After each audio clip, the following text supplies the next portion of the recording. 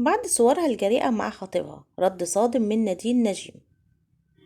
تلقت الفنانة نادين نجيم هجوما وتعليقا حادا من الجمهور بسبب الصور مع خطيبها بملابس البحر ووصفها البعض بالجريئة.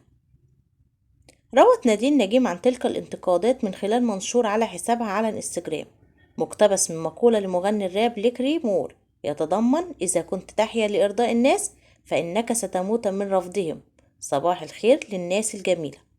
وأثارت الفنانة نادين نجيم جدلا كبيرا الأيام الماضية، وتصدرت مؤشرات البحث بعد أن نشرت عبر حسابها الشخصي مجموعة من الصور جمعت بينها وبين خطيبها على شاطئ المالديف، وعلقت على الصور وقالت: السماء بالأعلى والرمال بالأسفل والسلام بالداخل، لا أمل أبدا من المالديف.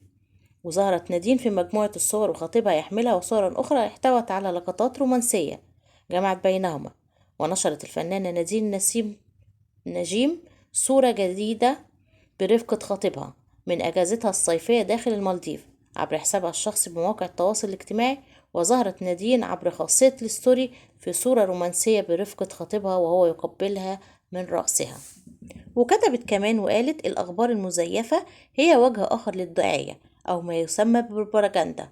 البعض يعتقد أن الدعاية السيئة هي دعاية جيدة، ولكن الأخبار المزيفة حاليا تأخذ حيز كبير على مواقع التواصل الاجتماعي على الرغم من سهولة نشرها وسرعة انتشارها. وقالت كمان: من خلال إنشاء مقال بيسبب بغضا كافيا ويحصد إعجاب من يحب القيل والقال، كما أن تلك الأخبار تزيد عدد المتابعين وتسبب مناوبات واضطرابات وتعليقات وثرثرة ونميمة. وقالت كمان: حان الوقت أن نحد ونمنع تلك الأخبار المزيفة، ألا نتبع من ينشرها، ألا نعجب بها ولا نساهم في نشرها ما لم تراه أعيننا ويصدقه قلبنا، ألا نؤذي وندمر حياة الآخرين، لأن حياة الناس ليست لعبة بأيدينا ولا نملكها. ده كلام نادين اللي حبينا نوضحه للجمهور، ونتمنى الفيديو يكون عجبكم، والسلام عليكم.